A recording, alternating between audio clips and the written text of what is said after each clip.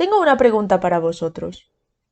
¿Cuándo creéis que los hombres dejaron de oprimir a las mujeres? Para algunas personas la respuesta es nunca. Los hombres siguen odiando a las mujeres hoy en día, pero para la mayoría de los que estéis viendo esto, el desprecio hacia las mujeres es algo propio de las generaciones pasadas. Por eso, ¿cuándo dejaron los hombres de ser machistas? La versión más común dice algo así.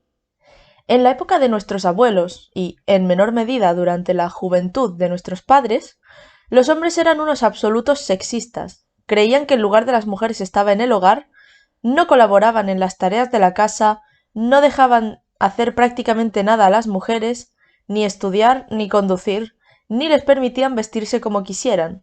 Y el maltrato era una cosa más del día a día, que prácticamente se daba por hecho. En otras palabras, los hombres tenían el poder absoluto y lo utilizaban para amargarle la vida a las mujeres. Pero, cuanto más investigamos el pasado, más grietas aparecen en esta visión maniquea del mundo. Concretamente, lo que me ha llevado a hacer este vídeo es un reportaje que me encontré hace unos días de casualidad en internet. Estas entrevistas fueron grabadas en el año 1961, justo antes de que el movimiento feminista apareciese, reclamando, en La mística de la feminidad, la superación del rol de las mujeres como amas de casa. Uno esperaría, por tanto, una defensa feroz de esa idea por parte de los hombres entrevistados, pero eso no es lo que sucede.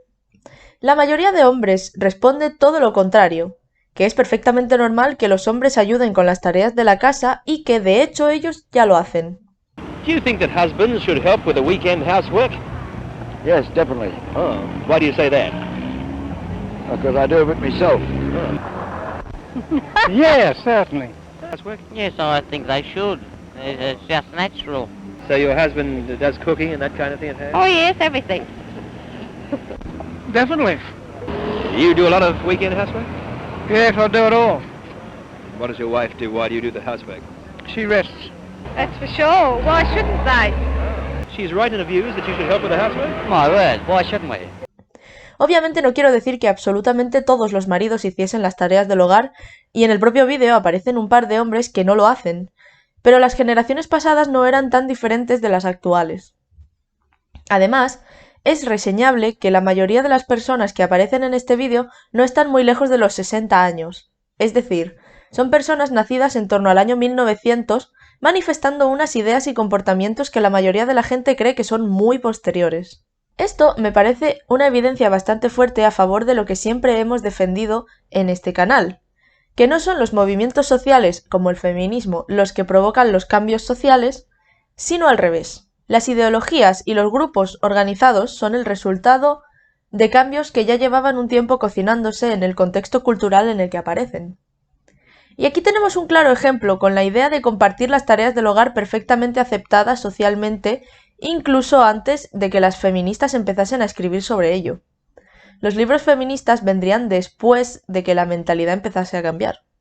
Pero no solo en este aspecto es el pasado más parecido al presente que a la versión estereotípica que nos imaginamos de él. También es curioso ver lo que sucede si miramos las estadísticas sobre la violencia hacia la pareja. En España, los datos históricos solo llegan hasta 1999, pero en más de 20 décadas el número total de víctimas mortales por año se ha mantenido prácticamente invariable. En otros países donde se han hecho estudios que retroceden otros 20 años más, también podemos ver que la línea de tendencia es prácticamente plana. Aunque hay que señalar aquí que los datos están en proporción con el número total de asesinatos en general. Si hiciésemos lo mismo en España, la tendencia sería al alza, porque la criminalidad ha descendido. En otras palabras, contrariamente al mito popular, las mujeres asesinadas por sus parejas son ahora ligeramente más en proporción a esas épocas pasadas. A partir de aquí, podemos extrapolar estos datos para deducir que el resto de tipos de maltrato, es decir, el no letal, también podría ser en proporción mucho menor de lo que nos imaginamos. Y con respecto al resto de derechos sucede algo parecido. Una de las ideas erróneas más extendidas es que antes del sufragismo las mujeres no tenían permitido votar, y eran los hombres quienes ejercían ese derecho. Pero esto no es cierto. Quienes votaban eran los terratenientes que, antes del inicio de las reformas del siglo XIX, eran menos del 3% de la población en el mejor de los casos. Y ni siquiera ese 3% era exclusivamente masculino, ya que se conservan censos electorales de la época que incluyen nombres de mujeres. El inicio del sufragio femenino no fue realmente el inicio del sufragio femenino, sino prácticamente el final del sufragio censitario. De hecho, no fueron los sufragistas quienes consiguieron el sufragio universal, sino los liberales, en coalición con los laboristas en ciertos casos. A pesar de que ellas se llevan el mérito en la cultura popular, las sufragistas jamás reivindicaron el sufragio universal, el tipo de voto que tenemos actualmente, sino el sufragio censitario femenino. Este fue el motivo de sus grandes enfrentamientos con los liberales, y lo que llevó a las sufragistas a perseguir sus fines mediante medios violentos, como el terrorismo y los ataques incendiarios, aunque esa es una cuestión para otro vídeo. Aunque la imagen del sufragismo que ha llegado hasta nuestros tiempos es la de una especie de protofeminismo pacífico, una suerte de heroínas de carácter apacible y que consiguieron el derecho al voto para las generaciones futuras, la realidad es muy diferente. Como podemos ver en esta imagen del año 1906 titulada La hermana estridente, publicada en la revista Punch, la percepción que los liberales de esta época tenían de ellas era la de que las sufragistas estaban atrasando la conquista del sufragio universal, y que, si no fuese por sus continuas interferencias y por su activismo extremista, los liberales habrían conseguido el derecho al voto mucho antes. Otro de los grandes malentendidos acerca de las relaciones pasadas entre los hombres y las mujeres es el de los derechos de propiedad. Hoy en día, tendemos a proyectar nuestra propia mentalidad y nuestras propias vivencias sobre las personas del pasado, y por eso, cuando descubrimos que las leyes antiguas tomaban al hombre como administrador por defecto de la propiedad familiar, nuestra primera impresión es que esto es una injusticia contra las mujeres. Pero esto ignora la verdadera motivación por la que se escribieron estas leyes. Para empezar, al menos en España, estas leyes fueron concebidas e implantadas por dos mujeres, Isabel la Católica y su hija, y se redactaron con el propósito explícito de proteger legalmente a las mujeres de las consecuencias legales de los derechos de propiedad. Y esto no es ningún tipo de especulación, se menciona explícitamente en las leyes españolas, y también los comentaristas de las leyes anglosajonas indican que las leyes de cobertura eran una forma de impedir que las mujeres fuesen a la cárcel. Un ejemplo especialmente ilustrativo de esto es el caso de Elizabeth Wilkes, una sufragista inglesa fundadora de la Liga Femenina de Resistencia Fiscal. Esta organización se basaba en la idea de que, puesto que las mujeres no tenían aún derecho al voto, tampoco deberían tener la obligación de pagar impuestos para mantener un sistema político que no habían escogido. El problema estaba en que Wilkes era cirujana, pero al ser mujer, el responsable legal de pagar los impuestos que correspondían a sus ingresos era su marido, un mero maestro. Peor aún, como parte de su protesta, Wilkes se negó a decirle a su esposo cuál era la cantidad a pagar, y por ello era imposible para él cumplir con este requisito legal. Como resultado, el marido de Wilkes, y no ella, fue arrestado y encarcelado.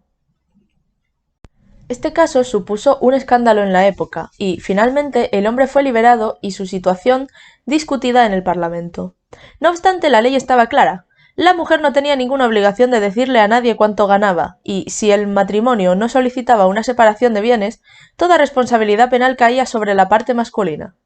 Los parlamentarios reconocían que la ley era injusta hacia los hombres, pero la alternativa era exigirles esas mismas responsabilidades a las mujeres, así que acordaron no derogarla. Y así permaneció el asunto hasta 1972. Por cierto, hay dos cosas que también son destacables de esta historia. La primera es que, si os habéis fijado, sí, Elizabeth Wilkes era una trabajadora cualificada. Mucha gente piensa que en aquellas épocas las mujeres no podían estudiar o trabajar, pero esto es falso. Es difícil encontrar estadísticas al respecto, pero en los países en los que sí se conservan registros exhaustivos, como Estados Unidos, podemos encontrar paridad educativa desde el comienzo de los registros, en el año 1900.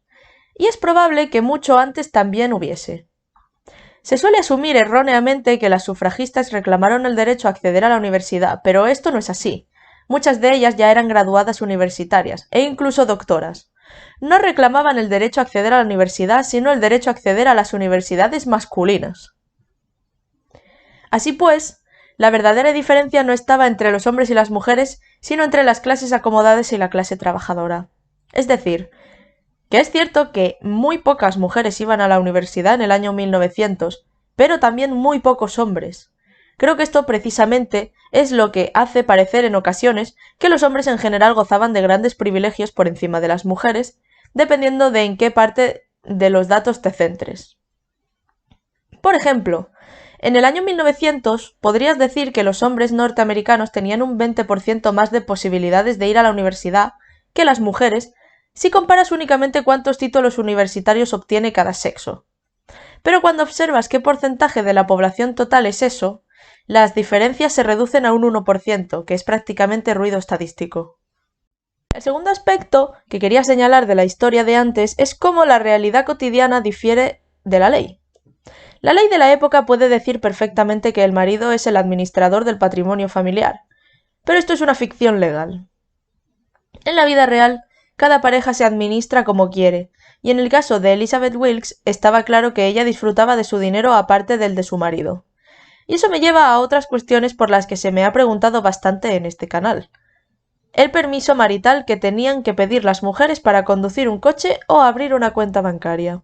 Obviamente, en cada país la situación era diferente, y el caso de España es bastante anómalo por la existencia de la dictadura franquista, pero no es difícil de ver que aquí también una cosa es la ley y otra la vida diaria.